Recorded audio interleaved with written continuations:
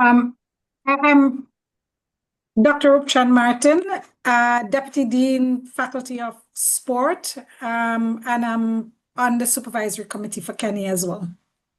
Great. And finally, I'm seeing Dr. Kuth Thompson is now here. Yes. Good morning, everyone. I'm Dr. Ku Thompson. I'm the Curriculum Development Specialist, Faculty of Sport. And in the early days, I sat on Kenny Kitsingh's committee, and I'm delighted to hear him share what he has so far. Brilliant, brilliant. All right, so this is an upgrade presentation, and this oral presentation will... Last but not the least, oh my God. The main supervisor. I am so sorry. Yes, Professor. Here. He has been doing good work, so let's see and how he is performing. And I really appreciate the support of the whole supervisory committee at the outset, and as well as the administration and the Academy of Sports. Thank you so much. Brilliant. Thank you, Professor Sir. Yes, so just to give you a brief overview of what will take place now, this is an oral presentation, upgrade presentation from the MPhil to the PhD. The presentation of this proposal will be for at least 30 minutes, following which the assessors will meet, will evaluate, will deliberate, and we will provide you with a result of the outcome of those deliberations. Everybody will be placed in the waiting room while we do that. And the outcome could be one, a pass, and the upgrade of the registration to the PhD will follow. It could be a pass with minor revisions, right? And in this case, the upgrade proposal will need to be revised to the satisfaction of the supervisor within 2 months. It may require major revisions, which we don't anticipate that today. And the students will be required to resubmit within 6 months. And of course, another presentation will be required. And finally, if you're unsuccessful, Kenny, in this presentation, then you will be pushed towards completing your MPhil in the specified time. So those are the options, and I'm optimistic that today, it will be favorable. Following the decisions, I will need to write to graduate studies within 2 weeks to declare what the result of the presentation is. All the supervisors as well as assessors would have been given a rubric for today, and we're ready to listen, critique, evaluate, and provide comments where necessary. Right. So with that said, it is now 7 minutes after 11. Dr. Dean, raise your hand, Dr. Facey. Not sure if you're... Oh, Dr. Dean, you have a comment? Right. Yes. Thanks, Dr. Facey. Just in your explanation of the procedures, you noted the time for the presentation. I'm not sure if you allocated any time for questions and comments. I didn't hear that part. Oh, I didn't mention any time, but we can allow for maybe 10 minutes of questions, 10 to 15 minutes. Right? Okay, thank you. That should be enough, right? Great. All right, so now it is 11:08. Kenny, you may begin. Thank you all, and good day to all for being here for my presentation. I am Kenny Kitsingh, and the title of my presentation today is Gender Differences in Extracurricular Sports Participation Among Secondary School Students in Trinidad, Multiple Stakeholders' Perspectives. As noted earlier, my supervisory committee members are Professor Sa, main supervisor, Dr. Shamalu Chan Martin, Dr. Ram Prasad, and Dr. Ku Thompson.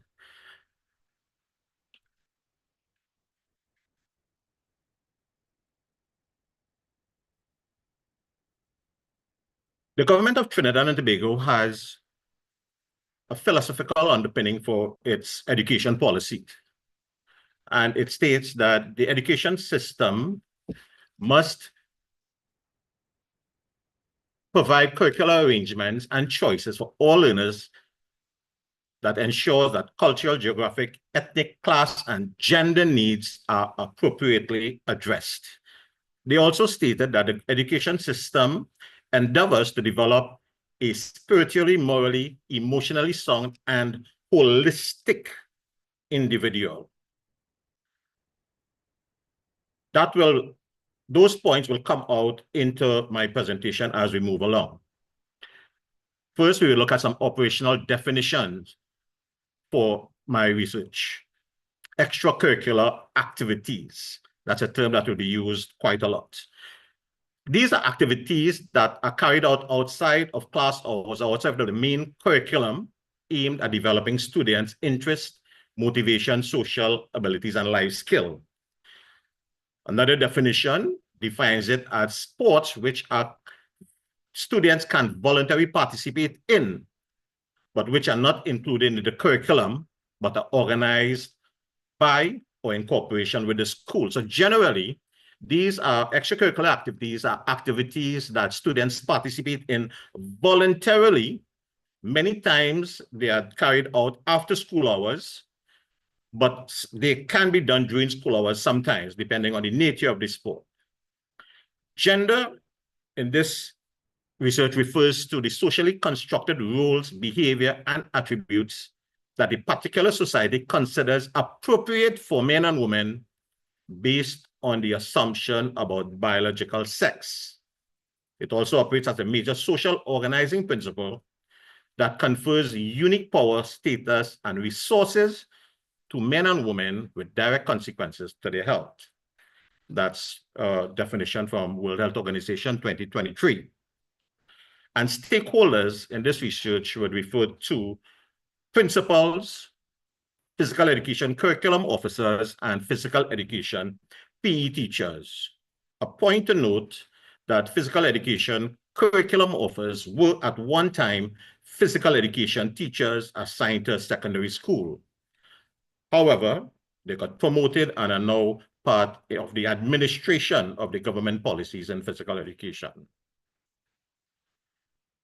The background to my study. The researcher has been involved in extracurricular sporting activities from his schoolboy days, participating in both cricket and football from a very early age, even winning national titles in cricket at the secondary school. Having left school, he embarked on a career in teaching and was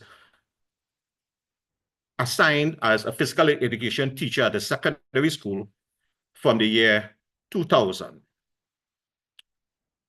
For the past 20 years, I was away on secondment to the university for a period of time. So I was 20 years directly involved in the teaching of physical education at a secondary school. And in that teaching, I encountered numerous opportunities where I had to be in charge of assisting students in participating, organizing, and competitive activities as part of the extracurricular program. It has always been observed, however, that there's always been a disparity in the level of participation with respect to boys and males and females, in the sense that males were always the more dominant participant compared to females. The context of extracurricular school activities. Schools have numerous extracurricular activities from drama, dance, music, and sports. It is the sporting extracurricular activities that researchers have found to be the most popular. And extracurricular activities related to sport is the one avenue through which a number of schools are recognized, both nationally and internationally. For example, in Trinidad, let's say we have the green machine. From the time you mentioned the green machine in schools, we know you're talking about St. Augustine Secondary School. They have a football team that excelled so much that they were given the name the Green Machine. In Jamaica, I've heard of the word Rabalak, which is the Calabar High School, who is dominant in athletics, and even Fortis, which I believe is Kingston. So extracurricular sporting activities are activities that really promote students and by extension, the school, the visibility of the school. Now, there are many physical, health, social, and emotional, psychological benefits to sports participation. And literature tells us that there are many ways in which this can enhance the holistic development of the child. Statement of the problem. The researchers' observations have consistently shown that boys have a higher participation rates in extracurricular sporting activities than girls. This inequality that exists with the lower participation rates by girls can have significant impact on their physical, social, emotional, and psychological development. So the purpose of this study is to explore the underlying factors contributing to the disparity that exists in extracurricular sporting activities participation among males and females, and to provide new knowledge on these fundamental causes from the perspectives of the named stakeholders, principals, curriculum officers, and physical education teachers. So the research objectives of my study was to determine stakeholders' perspectives on students' participation in ECSE, extracurricular sporting activities. Another objective was to determine stakeholders' perspectives on factors that impact students' participation in ECSE, and also to determine stakeholders' perspective on the association between other variables, such as socioeconomic status, ethnicity, family size, religion, culture, on students' participation in ECSE. What does the literature tell us? For this research, 4 theoretical frameworks will be used: self-determination theory, the gender role theory, and the identification commitment theory, and the social cognitive theory. What does the self-determination theory tells us? It focuses on the intrinsic motivation of an individual, their autonomy, their competence, their relatedness, right? Their feeling of being in control. The gender role tells us, the old theory explains how society and cultural expectations and behaviors and attitudes are based on gender roles and stereotypes in our society. The identification commitment theory describes how individuals adopt and maintain roles as part of what we call their self-identity, and how this self-identity is sustained. And the social cognitive theory speaks about learning through observation of others, role model, seeing people as role model, and being influenced by the reinforcements that are provided. Now, I want to link those theories to students' participation in extracurricular activities. So the self-determination theory, we see students are more likely to participate when they have a choice, when they feel that they can willingly take part, can develop skills, and they feel connected. The gender role theory tells us that participation is influenced by the gender norms in society, which currently leads to having higher male participation because of the traditional views of sports as being masculine. The identification commitment theory, as it relates to student participation, tells us that when students identify as athletes, they have a more commitment and a more attachment to the sport, to participating in the sport, and to people around them. And the social cognitive theory, as it relates to extracurricular participation, tells us students learn sports behavior by observing peers and role models, and their participation is based on the kind of positive feedback that they receive. Trends in gender participation. Currently, the research has shown that generally males participate in sports more than females. Although remarkable increase in participation has been seen in sports participation by women due to Title IX of 1972 in the US, where individuals or institutions that receive federal funding must make sure that these resources are shared equally between males and females. You have the women rights movements, which are like the National Organization for Women's Rights in the US and the French feminist movement in Europe. They fought for the equal rights of women. And then you have the women fitness movement, which some of you can recall, you had the Jane Fonda workouts, the Curves for Women of 1972.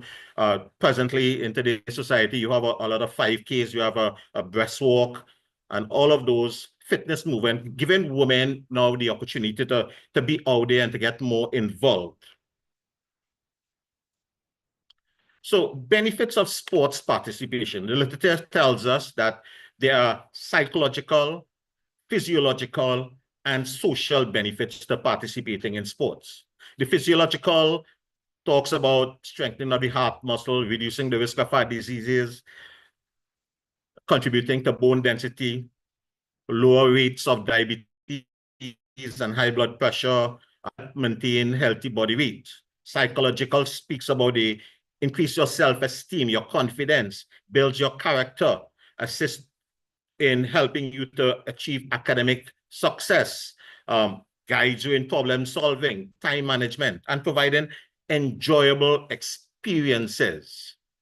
And the social benefits includes citizenship, building of relationship, reducing the risk of delinquency, and opportunities for teamwork and sportsmanship. So we see that the literature is telling us that there is a multitude of benefits associated with students' participation in extracurricular sporting activities.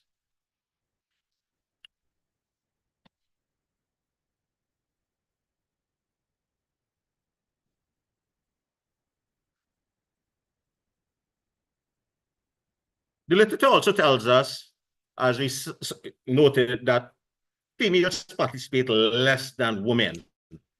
And it says that there are two reasons in terms of factors that contribute to less participation by women: internal factors and external factors. The internal factors are women, there's a general unwillingness to participate. There's poor self-concept if they do not feel good about themselves. There's objectified view of the female body. They feel that how they look, people comment on them and how the comments that they make about them, their body. There's a lack of competence, a lack of knowledge, and there's also competing priorities. Literature tells us that external factors that reduce women's participation include availability of opportunities, the lack of facilities, lack of resources, insufficient time, accessibility to sports, lack of role models, lack of media exposure, low economic status, and religion.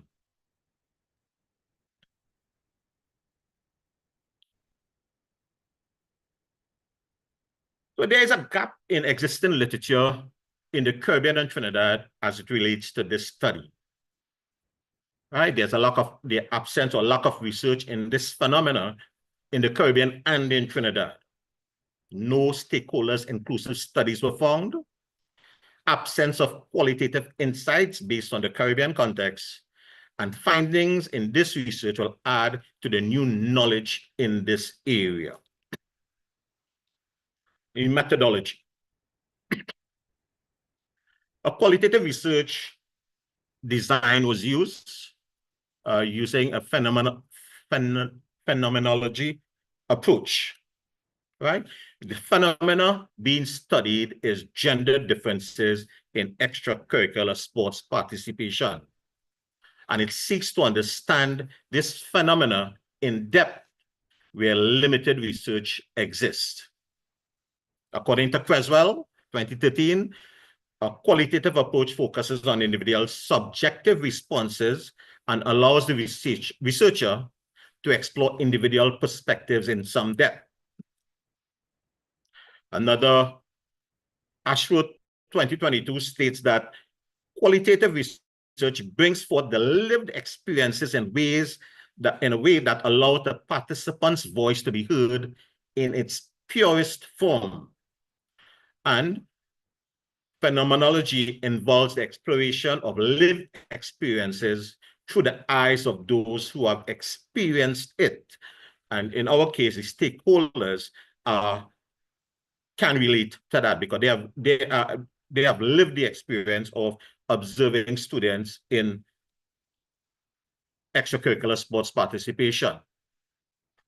So this research does not start with a hypothesis, but with a curiosity. It seeks depth over breadth, emphasizing how and why things happen rather than how they happen. And multitude stakeholders' perspectives are employed to get a broad trend of the voices as it relates to this phenomenon. The procedure. Initially, the first procedure was the approval from the ethics committee. This was followed by stratified random sampling being done. This had to be done before submitting to the Ministry of Education because in consultation with the Ministry of Education, they asked that we identify the schools through which I would need to visit to collect data. So the stratified random sampling was done in advance, and it took into consideration the 7 educational districts of Trinidad and Tobago, the government schools, the co-ed schools, the schools that are board schools also. And from that sampling, 14 schools were selected in the process. So the approval from the Ministry of Education followed where 14 schools were selected.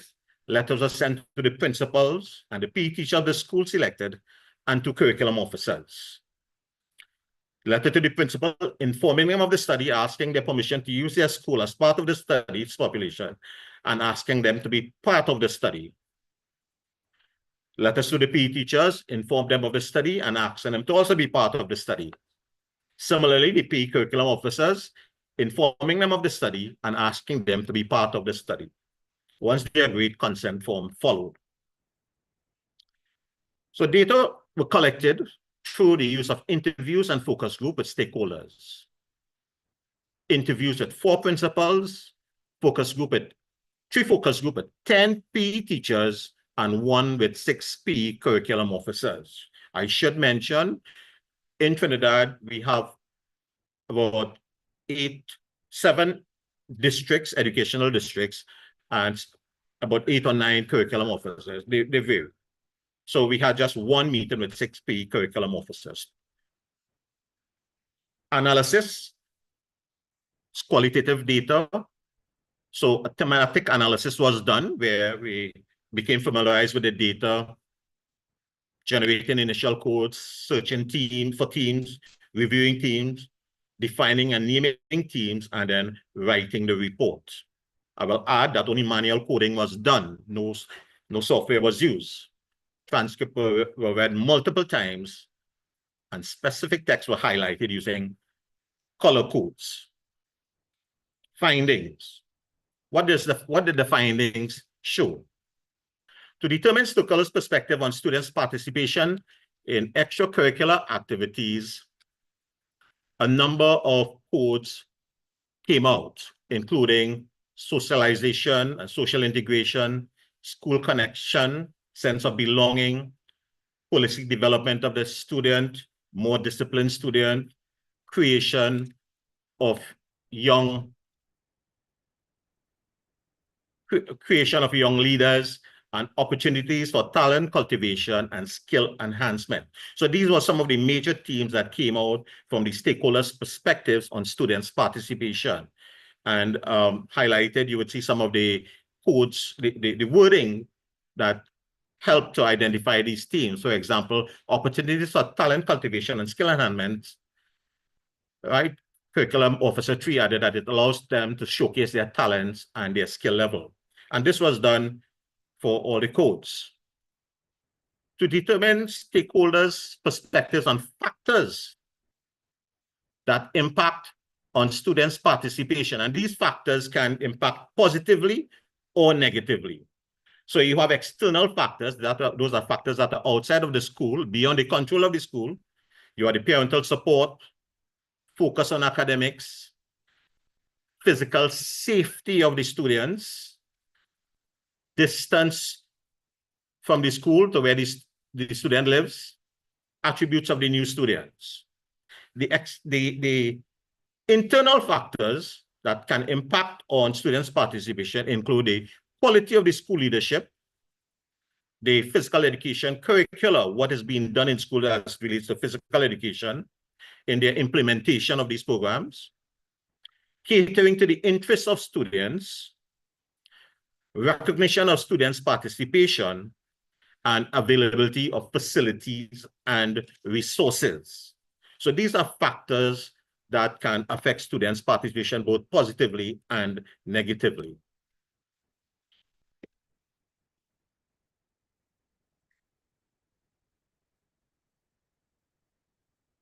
Yeah, I'm not sure why it's not. Okay. To determine stakeholders' perspectives on the association between either other variables such as socioeconomic status, ethnicity, family, religion, and so forth, yes, it was found that socioeconomic status impacted negatively on students' participation, so to the family structure. Religion, however, even though the literature said that it would have a negative effect on students' participation, in my study, it was the opposite. And also, ethnicity and culture did not impact as much as what the literature says in terms of students' participation. So, discussion. So, the greater level of participation of males when compared to females in extracurricular activities aligns with a lot of what many of the researchers found. And I just want to add that, not add, but relate them to the theories that we use. For example, greater participation on male, when you look at the self-determination theory, we can say that boys experience more support, more autonomy, and they feel more competent. That's why they participate more compared to girls who may lack that level of autonomy and have restricted in terms of their choices available. When you look at the gender role theory and the more participation by boys, we can say that boys see sporting activity as more masculine and they are encouraged to participate, whereas girls might not feel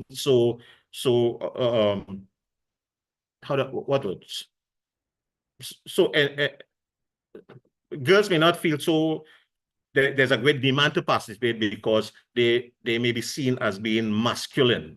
When you look at the identification commitment theory, boys identify strongly as athletes. They identify as something that provides a positive image. Girls may have conflicts due to their body image and what others may think of them and that role conflict that they have. And the social cognitive theory, boys see a lot of role models from their from the society, a lot of males as role models, even in the media, whereas girls do not have as much role models as boys. So their participation might be a lot less. Right? So this study collaborates with the work of many other researchers who have found positive experiences in the beneficial outcomes related to participation in extracurricular sporting activities. Right? We have teams of holistic development, again, supported by what the research has said. And also, I want to relate that to the philosophy of education. The term holistic development of the student flies way back to what the philosophy of education proposed to do. We talk about discipline in students improve when they participate in extracurricular activities, as well as leadership qualities in students. We also had parental support coming out, academic achievement and safety. Now, I just wanted to relate how parental support, again, relates to the theories that were provided. Self-determination theory. Parents who understand the benefits of what sports does for their child will more likely encourage their child to participate. Gender role theory. Parental support may vary depending on the belief about gender-appropriate activities, right? So traditional norms may prevent their girl child from participating. Identification commitment theory. Parents who identify with athletic role see the value and see its value is more likely to invest time and resources in their child commitment to the sport. And social cognitive theory, parents act as role models. Their interest, their encouragement, their behavior shape their child's participation in extracurricular activities. Similarly, socioeconomic factors, all stakeholders agree that socioeconomic factors play a significant role in determining students' ability to engage in extracurricular sports participation. And so too does family structure. I just want to link socioeconomic status again to the theories. The low socioeconomic students may lack access to resources, which can hinder his ability to participate. So he doesn't have that motivation, or he doesn't feel competent enough to participate due to the lack of resources. The gender role theory, traditional gender roles in families may prioritize boys over girls' participation in sport. The identification commitment theory, even though some boys or girls may see sport as a part of upward mobility, because of the lack of financial support, it can deter their participation. So even though they may have that willingness, that they would not be able to become involved due to the lack of the support. And then you have the social cognitive theory. Students from disadvantaged backgrounds may lack positive role models or reinforcement, which can limit their confidence and their participation. Right? The common perception that religion affects participation in sport, especially girls, was not supported by this group of stakeholders. Many of them felt that religion was not a big deterrent to participation. There are those who said that, a child may be 7 days and the Sabbath day is holy for them, but they will not participate in anything on a Sabbath day, but all the other days they would participate. And they also said that the girls who were Muslims, they would dress appropriately and take part. Right. So some recommendations coming out of this research include the promotion of physical education and extracurricular activities at school. Increase sporting options across all schools. Some schools are known as either football schools or cricket schools or or basketball school, give more sporting choices for students. Provide adequate financial resources. We all know that sports requires a lot of money. The logistics of sport in terms of transport, uniform, equipment, refreshment cost a lot of money. So requires a greater financial input there. Enhance school leadership support. The school leadership not only speaks about the principal, but also all other staff members and ancillary staff who support the drive for extracurricular sport participation. So there's a need for more school leadership support. Advocacy to raise awareness among parents and students. A lot of parents and students do not know the benefits that sports provide. Apart from the physical, mental, social, and emotional, there are opportunities for advancement through scholarships, and these parents are not aware of these. And support for low-income students. Many students have experienced challenges when it comes to purchasing equipment, paying fees, and things like that. For example, a good cricket bat costs 2,000 Trinidad and Tobago dollars. A student coming from a low-income family may not be able to afford that. So some support are needed for students from low-income families. So in conclusion, we can say that there continues to be a significant gender differences in participation rates between males and females in extracurricular activities. Students' participation in extracurricular activities at school plays a crucial role in the development of the child's life.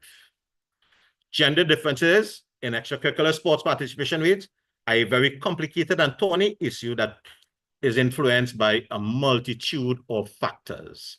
And addressing the issue of gender differences in extracurricular sports among secondary school students is one that should be given priority as it impacts on the holistic development of the child. And my proposal for upgrade. What I've done is I've layered the perspectives in this research. And I would like to use a metaphor of an onion. I've used the outer layers to get the perspectives of the principal, curriculum officers, and teachers as it relates to their views on students' participation in extracurricular activities. My proposal moving forward is now to use the inner layer of that onion, more of the heart part of it, which can provide a lot more depth of information, because we are now going to be speaking to the individuals who actually make that decision to participate or not to participate, which are the parents and the students themselves. So, right, that brings an end to my presentation. These are some references. I wish to acknowledge the members of my committee for their hard work and the amount of feedback that they provided to me to make this seminar what it is today. So I thank them all. Right, so thank you. And I look forward to your question and your comments. Thank you. All right. Thank you so much, Kenny. And now we'll move on to the hard part, where you will answer questions from your assessors, and then the audience. Great. All right. So, assessors, who would like to go first?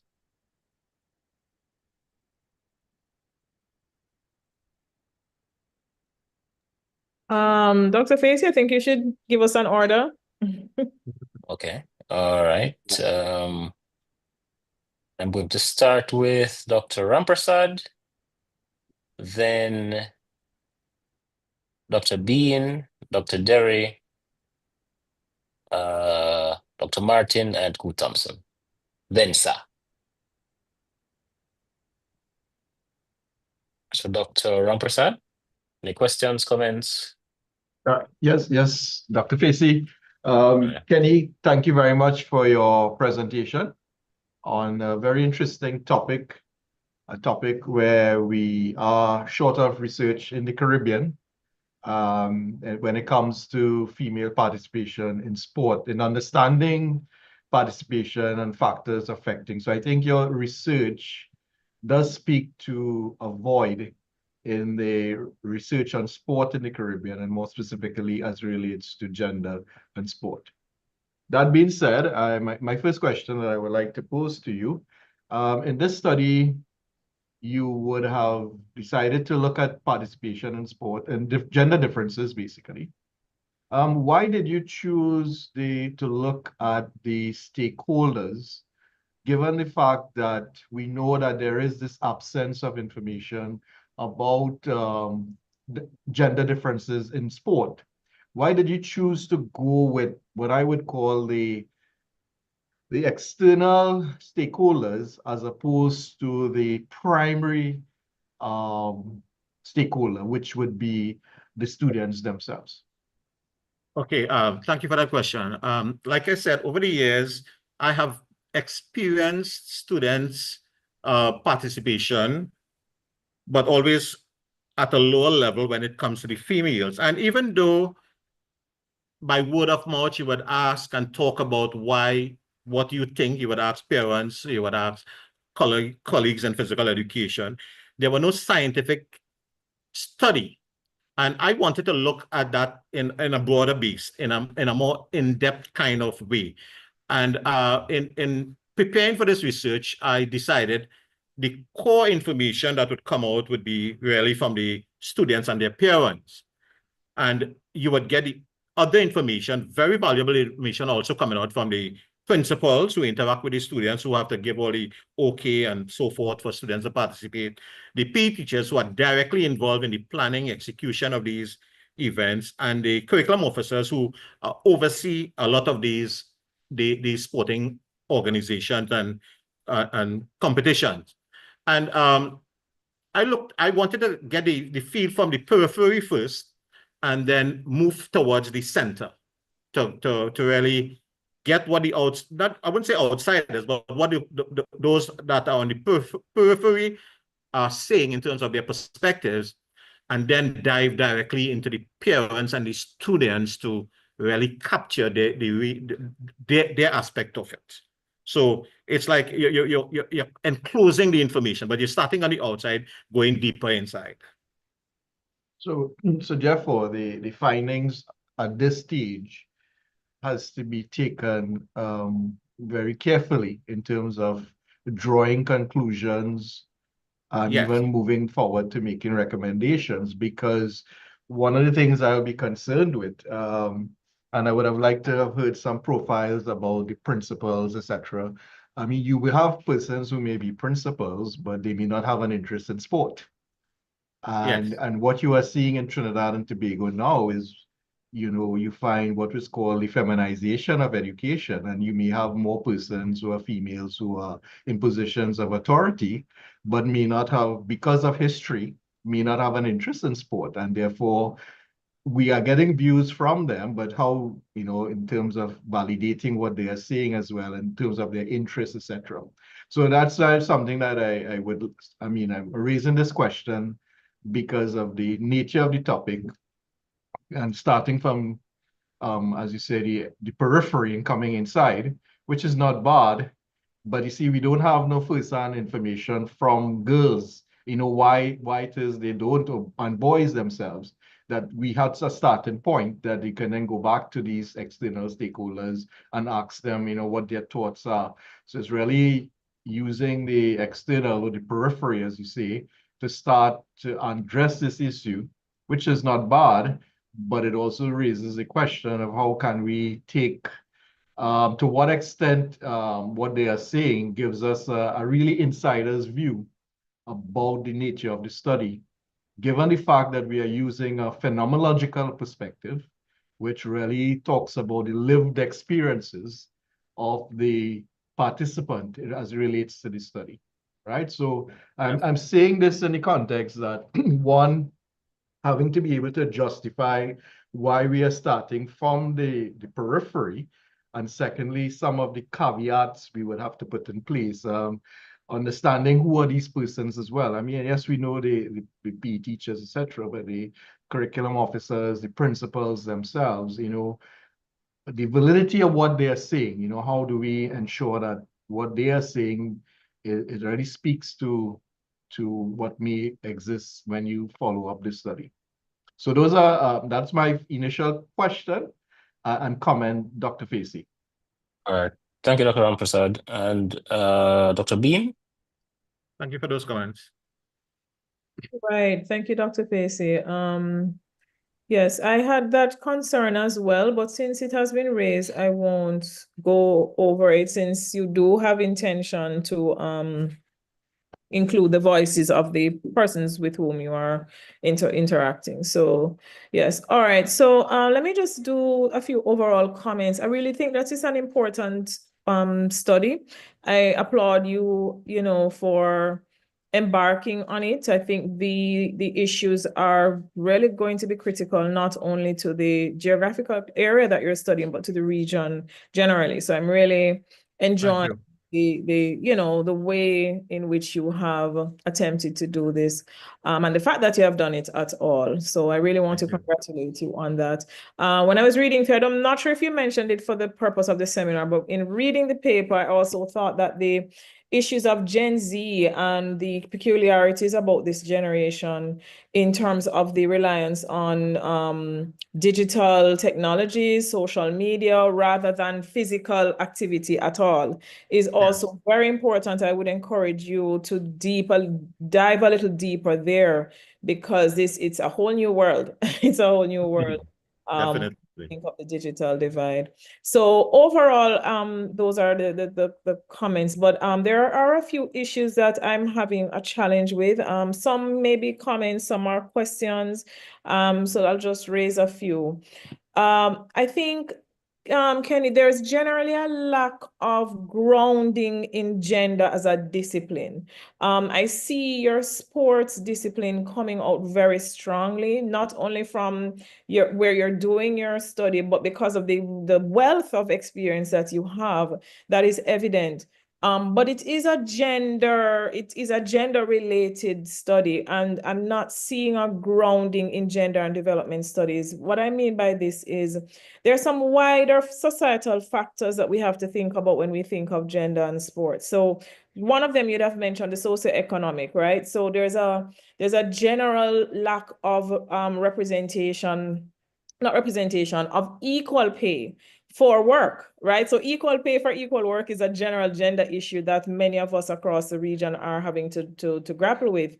But it's particularly evident in sport, where women's sports are not as well supported financially as the sports that men do. So we have these broad issues of issues of pay. We have broad issues of abuse. We know that even the other day with the Olympics, many women athletes came out speaking about years and years of abuse by coaches.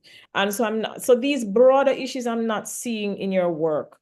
I do encourage you, if you have a comment, that's fine, but I do encourage you to situate your work a little bit more in some of these broader global and regional issues that we have when we think of women's participation in sports.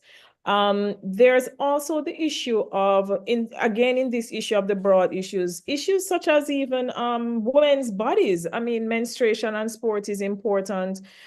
These are things that you will have to be looking at as you speak to the parents, as you speak to the girls themselves. So it's not just body issue and how they are perceived, but what is actually happening to their bodies. And we find that a lot of health issues are rising up younger and younger. So it's not just menstruation, it's PCOS, it's endometriosis, it's all of these factors that young women are now having to grapple with. So if you have a response, that's fine, but definitely it needs better situating in some global and regional issues when we think of women in sports.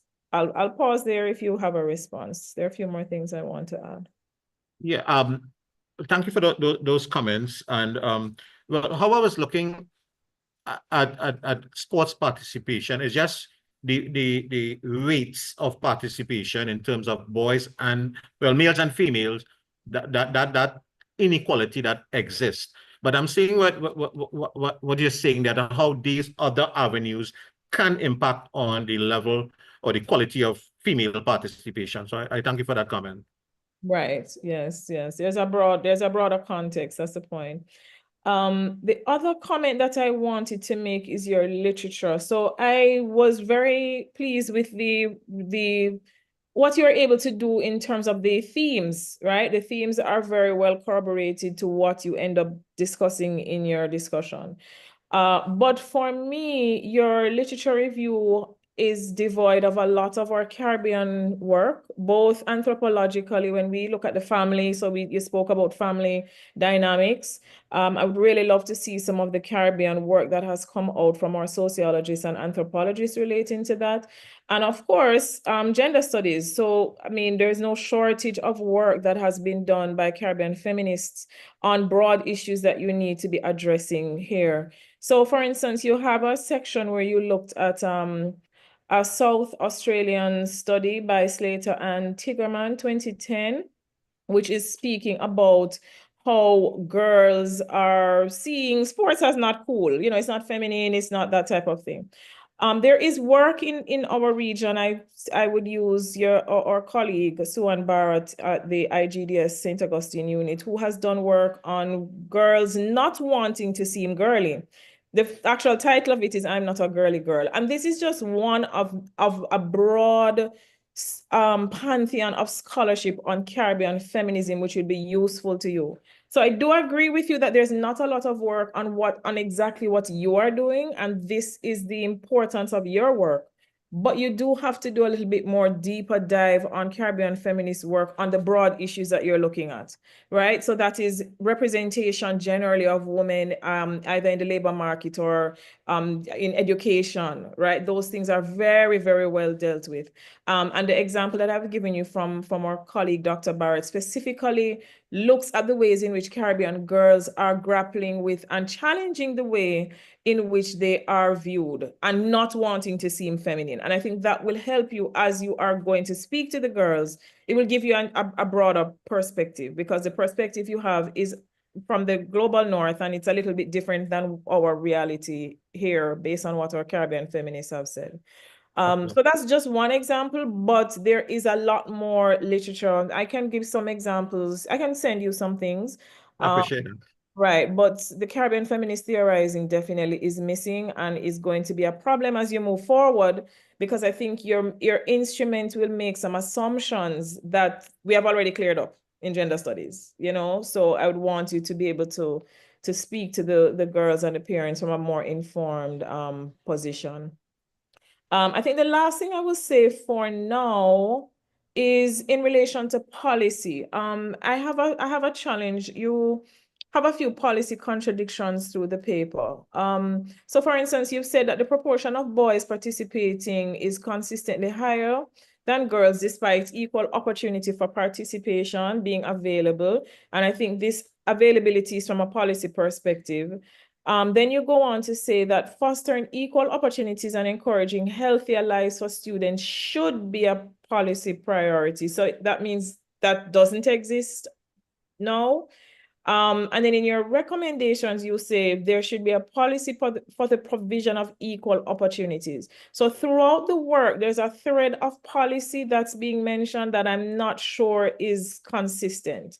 You start out by saying that there is no policy difference, but then you end by saying that there should be policies for equal opportunities. So I would want a little clarity there. All right. So presently, there is no policy position with respect to depriving females from participating. But what I have experienced is that some schools, they gravitate towards only certain sports. So some school will be known for a football school, a cricket school, or a basketball school, and they do not provide opportunities for students who may not be wanting to participate in those sports to play another sport. So there should be some kind of policy statement which states that if you're providing opportunities, it must be broad-based, so that each child will have the opportunity to say, okay, I'm not into cricket, but I'm into badminton, or I'm into volleyball. So that's where that policy position is coming from.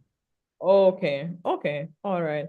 Final thing from me, I know that Dr. Derry is next, and he's may in our department, he's our methodologist, so he may deal with this a little more. But I just wanted to know, what's your triangulation? I noticed for this aspect of your study, you tend to focus on the interviews with the stakeholders. But what are you using to triangulate their feedback? Well, remember, it's interviews and focus group meetings with. I did focus group with three focus group with curriculum officers and one with three focus group with PE teachers and one with curriculum officers. So based on that, the information I got from all three, that's how that triangulation will take place. So you didn't do any review of the curricula or policies for this? I'm a bit review of the curricula. Right. So in terms of the PE curricula, are you planning to look at any documents, any curricula that exist, or are you only going to focus on the interviews? Well, it's the perspectives of the stakeholders. So I was looking at the triangulating the feedback, the perspectives of the stakeholders and their responses.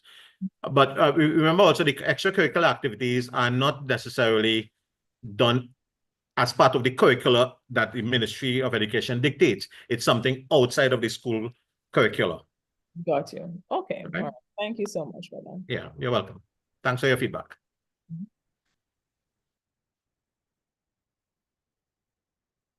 Oh, sorry, great. And that's it from you, Dr. Bean? Yes, for now, I'll allow that. Right, for now. Right. All right. So Dr. Derry? Dr. Facey, before Dr. Derry comes in, could Mr. Kitsingh either end the slideshow or go back to a title page so we're not seeing a blank screen, please? Yeah, thank you. Yeah. All right, good. All right, so Dr. Derry. Okay. All right. Thank you, Kenny, for the wonderful presentation. I enjoyed your presentation, and I think that it has some potential to contribute to the ecology of knowledge production in as far as gender in sporting activities, the intersection is concerned.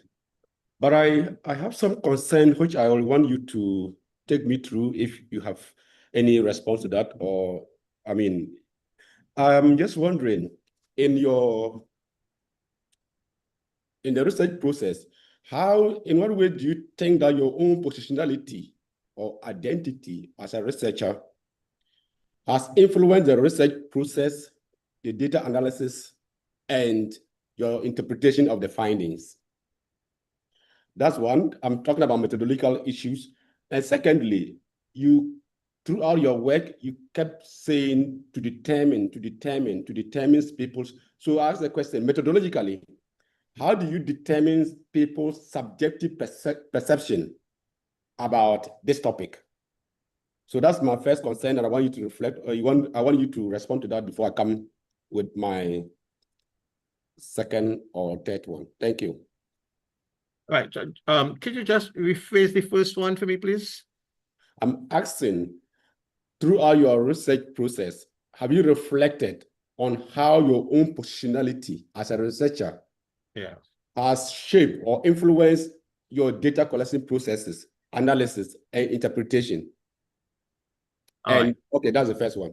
All right. So as a researcher, I am within the fold of the research that I'm doing, meaning that I've experienced it firsthand, and I know that there have not been any scientific research specific to my area that I wanted to research, and that's why I embarked on this study.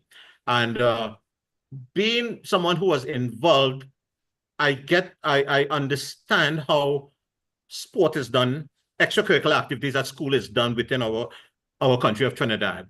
And that gave me some level of how to put it, not understanding, in the sense that if I want to get more in-depth information on this, how should I go about it? What can I do?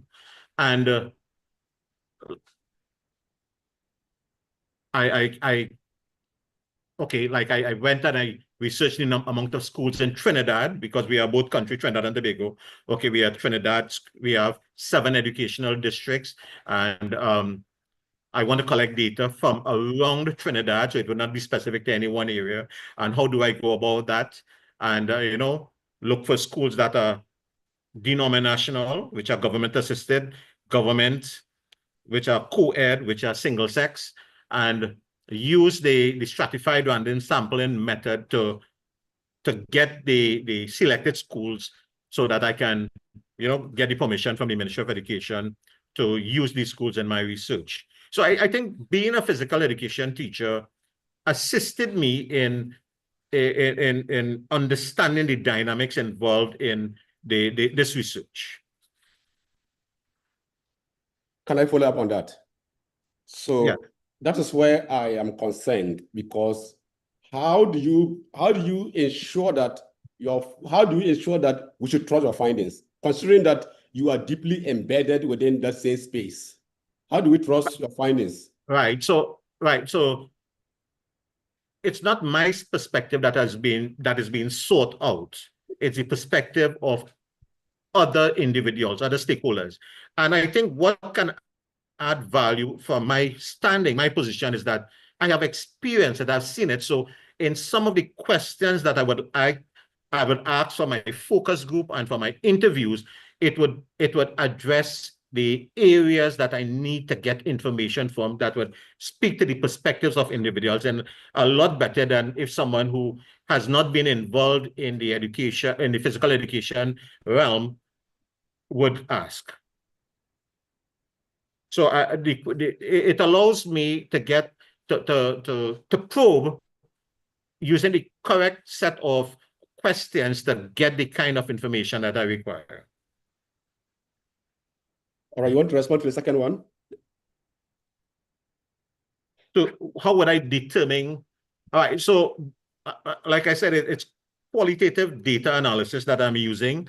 And again, it will be a thematic approach. So I'm going to get the context of what the different stakeholders would have said, and I am going to combine those common threads and form my teams to get what they determine as the important factors contributing to male and female participation.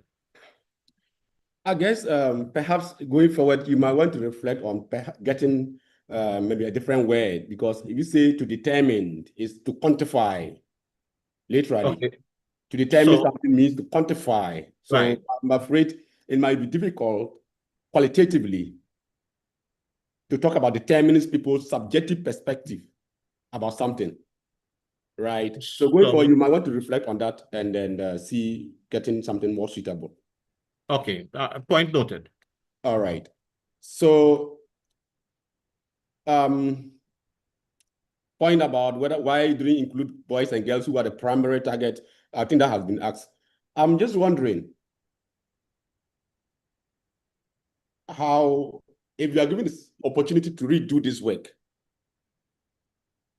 what new thing do you think what new thing do you think you can bring to the conversation? If I were to ask to redo, I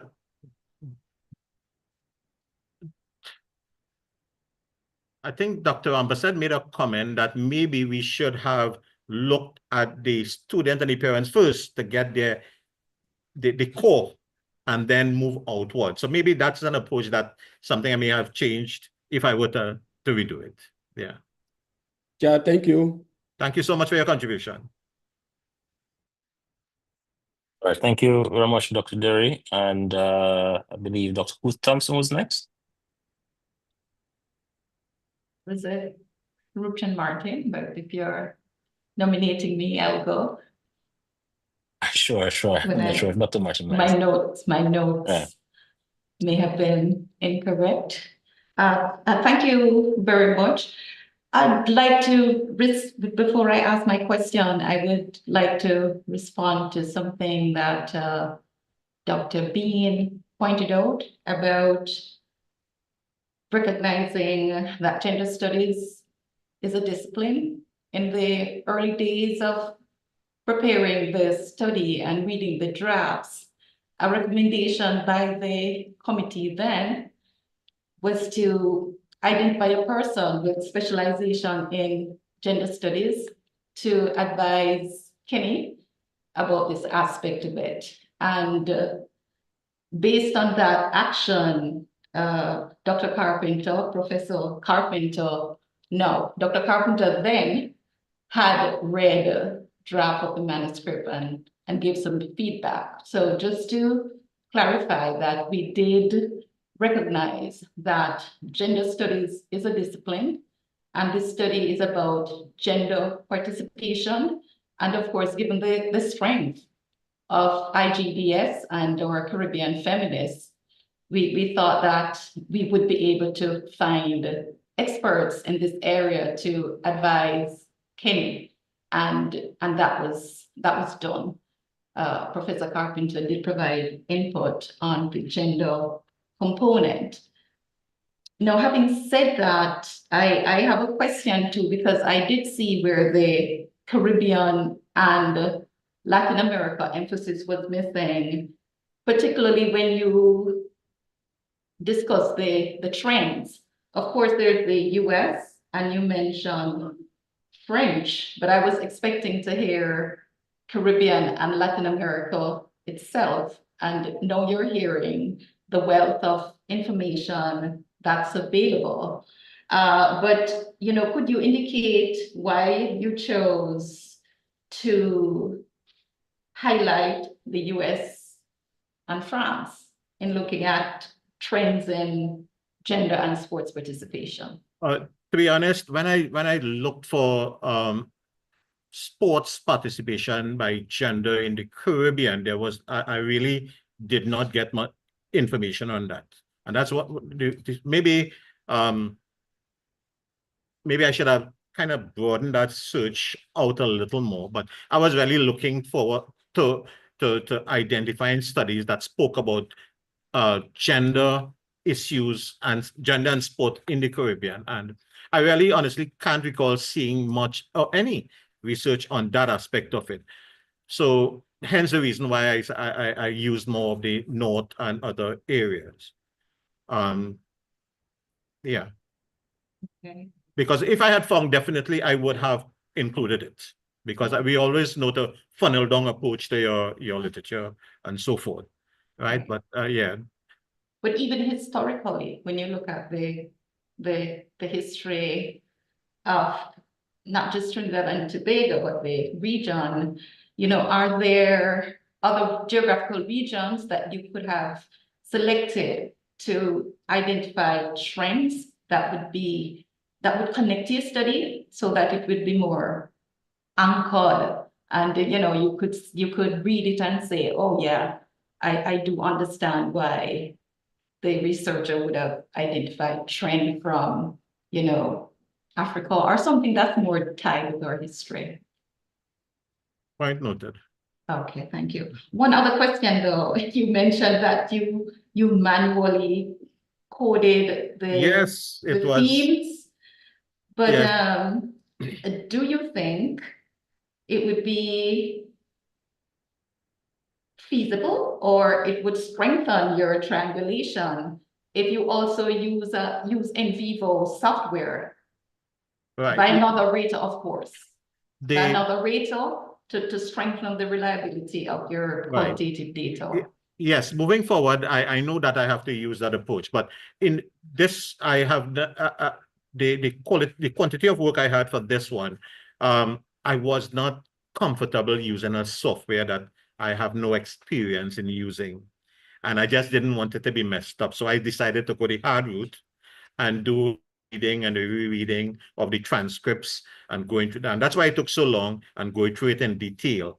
But it was a very long, arduous, tiring process. And I know going forward, I will have to be more accomplished in the use of the software to help in the analysis of my data. And we also have to note Dr. Derry's point about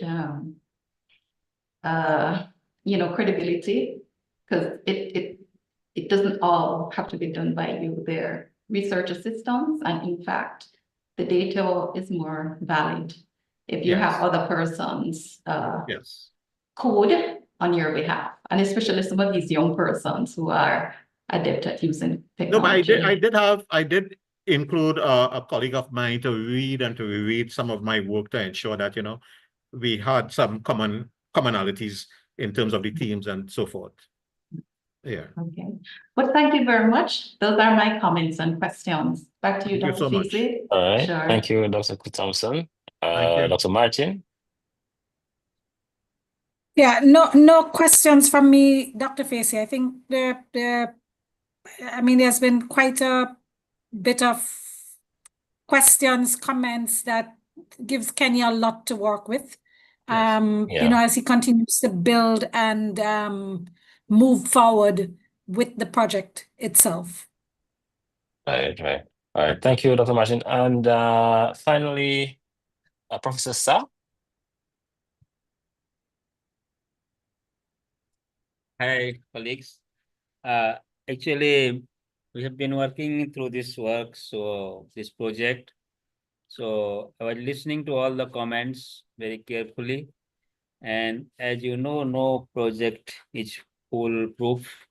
And we take all the feedback and comments and those experts, those who provided those feedbacks, we really thankful to them. And we will work on it as once research is complete, means there is not a research to my mind. So that's how I really thank everyone those who made the valuable contributions and feedback for this project. And we will try to improve and work on it. And based on the feedback, and also we are open to any other suggestion at any point of time, keeping this topic. And I was really impressed with the work of Mr. Kenny, the amount of interest he has shown, and it is a genuine interest as a researcher. And also, though I know in the Caribbean, they sign in sports activities in various games, starting from Olympic to all the national, international games. So we are trying to make some evidence about this, a small step in this direction. So because people believe in evidence, and that should be at the, I mean, the evidence that is scientifically proven, not by who is saying what, but we establish it, we are establishing, and that's why, as I heard that why we went to other stakeholders, because we don't want to touch the problem directly from the students. We want to see how those who are, let's say, guardians and parents, and how they perceive first, because the now parental expectations are also there. That is also a factor operates sometimes. So all those things, we cannot control all the variables in one simple study, but we try as much as possible, because there are so many variables will be operating, starting from economic factors, social factor, parental expectation, community expectation, all so many things are there. But we will try to cover as much as possible and leave room for improvement for further research accordingly.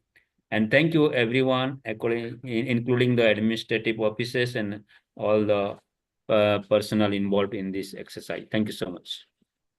All right. Thank you, Professor Sa. Right. Do we have any questions from the audience? Maybe one. Underestimated how long this would have taken. So we have one question really quickly. I can take it. Oh, Connell here. Just Right. Hello.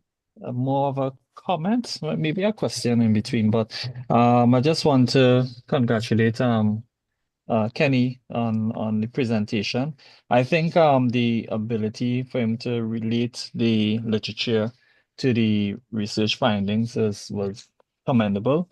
You know, I was able to him using the theories and bringing it to life to what is happening in his findings. So I want to commend him on that and so on. But is there a reasoning why you would have used the stratified random sampling as part of your method? Well, that almost ensures that there is no purposeful selection. So it's to me, it's sampling, it's as random as it can get from that. Yeah. Okay, great. Yeah. Thank you. Thanks for your comments. Yeah, man. Right, and that does reduce the risk of bias. Yeah. But all right, so I'm not going to take any more questions. We're, an hour and 20 minutes in so far. So I'm going to start the breakout room and the evaluators. Dr. Facey, may I make a comment before you go? Okay, really quickly, Yeah. please. Right. Kenny, the theories that you identified, you have two psychology theories that are more tenable to quantitative research, and the interviews are more qualitative. So that is something you have to bear that in mind. And those theories will be more related to the students because it's about their determination, their motivation. So if we are linking it to the stakeholders, it will not be applicable because those theories really speaking to the students themselves. So there are two things there. One, the theories are more tenable to quantitative research, things like motivations, etc. And then secondly, in terms of the stakeholders, that will not be the appropriate theories for them in terms of analyzing, right? So let's bear that in mind as well. Thank you for that.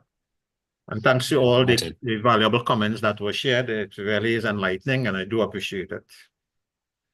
Right, great. And just a note before we go in the breakout room, Professor Sa cannot be in the room at this time. So I'm asking you kindly, to excuse yourself while we Sure, I will do that. have this brief discussion. Yeah. All right, so we'll reconvene. I'm hopeful that within about 8 minutes we can be done. Okay. So let me assign.